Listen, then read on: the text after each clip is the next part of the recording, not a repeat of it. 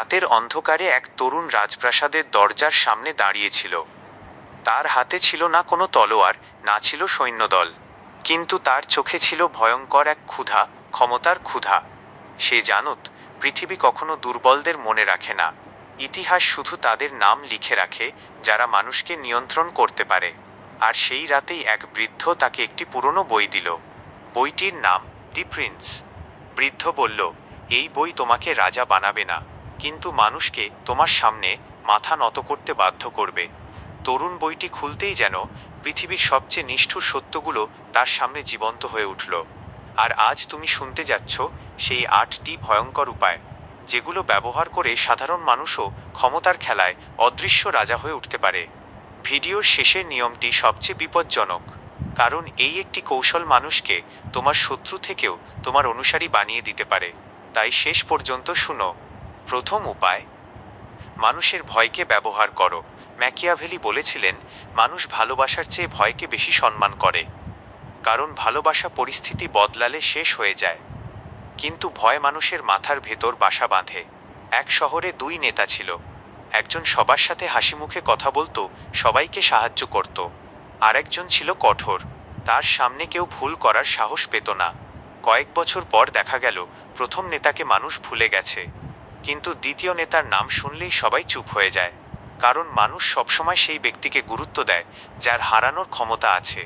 তাই যদি তুমি ক্ষমতা চাও, তাহলে এতটা নরম হয়ো না যেন সবাই তোমাকে ব্যবহার করতে পারে। মাঝে মাঝে এমন কঠোরতা দেখাও যাতে মানুষ বুঝে তোমাকে হারালে তাদের ক্ষতি হবে। দ্বিতীয় উপায়, নিজের আসল উদ্দেশ্য কখনো প্রকাশ করো না। সবচেয়ে বিপজ্জনক মানুষ সেই যার মাথার পরিকল্পনা কেউ বুঝতে পারে না। দাবা খেলায় রাজা সবচেয়ে শক্তিশালী না, কিন্তু সবচেয়ে রহস্যময়। ম্যাকিয়াভেলি বলতেন, তোমার মুখে থাকবে শান্তি, কিন্তু মাথার ভেতর চলবে যুদ্ধের পরিকল্পনা। ইতিহাসে অনেক শাসক বন্ধুত্বের অভিনয় করে সাম্রাজ্য দখল করেছে, কারণ মানুষ চোখে যা দেখে সেটাই বিশ্বাস করে। তাই সবাইকে তোমার পরের পদক্ষেপ বুঝতে দিও না। যখন মানুষ তোমাকে পুরোপুরি বুঝে ফেলবে, তখনই তারা তোমার বিরুদ্ধে প্রস্তুতি নিতে শুরু করবে।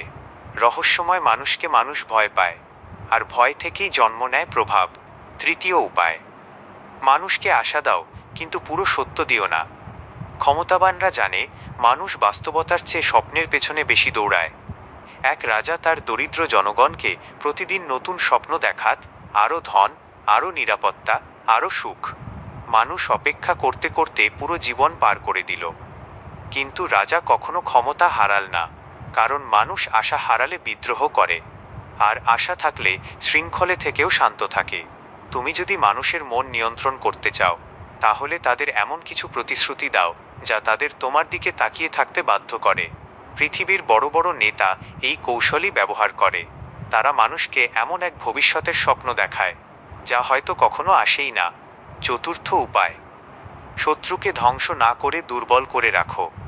অনেকেই ভাবে শত্রুকে শেষ করে ফেলাই সবচেয়ে বড় বিজয়, কিন্তু ম্যাকিয়াভেলি বলতেন, মৃত শত্রু একদিন ভুলে যায় পৃথিবী, কিন্তু জীবিত দুর্বল শত্রু তোমার শক্তির বিজ্ঞাপন হয়ে থাকে। এক সেনাপতি তার প্রতিদ্বন্দ্বীকে হত্যা করেনি, বরং তার ক্ষমতা, সম্পদ আর অনুসারীদের ধীরে ধীরে কেড়ে নিয়েছিল।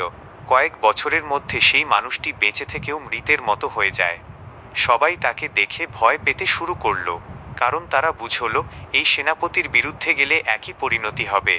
ক্ষমতার খেলায় সবসময় রক্ত ঝরাতে হয় না, কখনো কখনো মানুষের আত্মবিশ্বাস ভেঙে দেওয়াই সবচেয়ে ভয়ঙ্কর আঘাত। পঞ্চম উপায়, মানুষকে প্রয়োজনের মধ্যে আটকে রাখো। যখন মানুষ তোমাকে ছাড়া চলতে পারবে না, তখনই তুমি অদৃশ্য ক্ষমতা অর্জন করবে। এক ব্যবসায়ী গ্রামের সবাইকে কাজ দিল। প্রথমে সবাই তাকে ভালো মানুষ ভাবল, কিন্তু ধীরে ধীরে পুরো গ্রামের আয় তার উপর নির্ভরশীল হয়ে গেল। এখন কেউ তার বিরুদ্ধে কথা বলতে সাহস পায় না, কারণ তাকে হারালে তাদের জীবন থেমে যাবে। ম্যাকিয়াভেলি বলতেন, মানুষ যার উপর নির্ভরশীল হয়, শেষ পর্যন্ত তাকেই অনুসরণ করে। তাই এমন দক্ষতা তৈরি করো, এমন প্রভাব গড়ে তোলো, যেন মানুষ মনে করে তোমাকে ছাড়া তারা অসম্পূর্ণ। এটাই নীরব ক্ষমতা। ষষ্ঠ উপায়, নিজেকে বিরল বানাও। সবসময় সবার সামনে থাকা মানুষকে মানুষ দ্রুত মূল্যহীন মনে করে, কিন্তু যে মানুষটিকে পাওয়া কঠিন, তাকে সবাই গুরুত্ব দেয়। এক উপদেষ্টা সবসময় রাজার পাশে থাকত না। প্রয়োজন ছাড়া সে দেখা দিত না। ফলে রাজা যখনই তাকে ডাকত মনে করত এই মানুষটির কথা অবশ্যই গুরুত্বপূর্ণ, কারণ বিরল জিনিসের মূল্য সবসময় বেশি।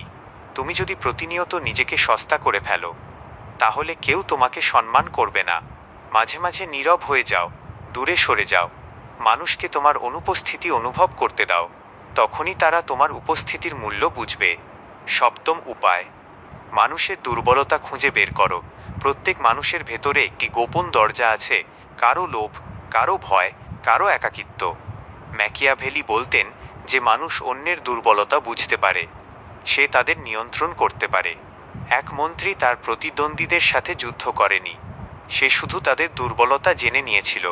কেউ অর্থলোভী, কেউ প্রশংসাপ্রিয়, কেউ আবার নিরাপত্তাহীনতায় ভোগে। তারপর সে ঠিক সেই জায়গায় আঘাত করল। ফলাফল, মানুষ নিজের অজান্তেই তার পরিকল্পনার অংশ হয়ে গেল। পৃথিবীতে বেশিরভাগ মানুষ যুক্তি দিয়ে না, আবেগ দিয়ে সিদ্ধান্ত নেয়। আর যে আবেগ নিয়ন্ত্রণ করতে পারে সে মানুষও নিয়ন্ত্রণ করতে পারে। অষ্টম এবং সবচেয়ে ভয়ঙ্কর উপায়, নিজেকে গল্পে পরিণত করো। মানুষ বাস্তবতার চেয়ে কিংবদন্তিকে বেশি মনে রাখে। ম্যাকিয়াভেলি জানতেন ক্ষমতা শুধু অস্ত্রে নয়, মানুষের কল্পনায় বাস করে। এক শাসক নিজের চারপাশে এমন রহস্য তৈরি করেছিল যে মানুষ বিশ্বাস করত সে কখনো হারতে পারে না। ধীরে ধীরে সেই বিশ্বাসই তাকে অজেয় বানিয়ে দিল।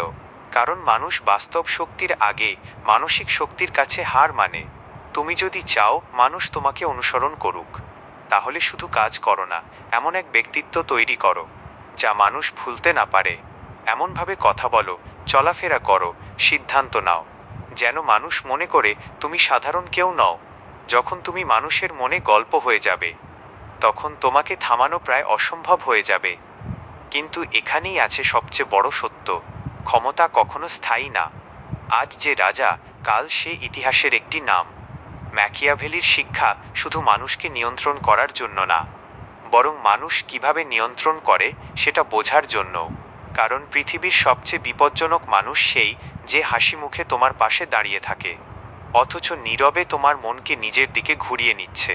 তাই এই 8টি উপায় শুধু অন্যকে নিয়ন্ত্রণ করার অস্ত্র না, বরং নিজেকে রক্ষা করার ঢালও। আর মনে রেখো, পৃথিবীতে সবচেয়ে বড় ক্ষমতা সেই মানুষের যে নিজের আবেগ নিয়ন্ত্রণ করতে পারে।